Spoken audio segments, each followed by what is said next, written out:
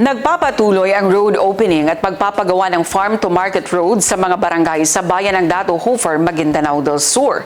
Ang Partners in Peace and Progress story mula kay Jen Garcia. Sa pakikipagtulungan ng lokal na pamahalaan ng Dato Hofer Ampatuan, sa pamumuno ni na Mayor Dato Prince Sufri Ampatuan at Vice Mayor Baybong Ampatuan, kasama ang pamahalang panlalawigan ng Maguindanao del Sur, nagpapatuloy ang road opening at pagpapagawa ng farm-to-market road sa Barangay Sayap at Barangay Mantao.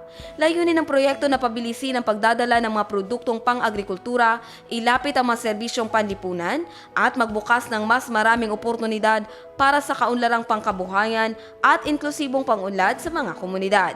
Ayon sa Provincial Government ng Magsur, ngiti at pag-asa ang hatid ng proyekto sa mga residente na inaasahang makikinabang sa mas maayos na akses sa merkado, edukasyon, kalusugan at iba pang pangunahing serbisyo. Maging ang iba't ibang ahensya ng pamahalaan ay naghayag-an nila ng kasiyahan dahil mas mapapadali na rin ang paghahatid ng serbisyo sa mga nasabing barangay. Sa bawat kalsadang binubuksan ayon sa provincial government, mas lumalapit ang oportunidad, patunay na ang maayos na infrastruktura ay susi sa mas matatag at mas maunlad na pamayanan. Jen Garcia, iMinds, Philippines.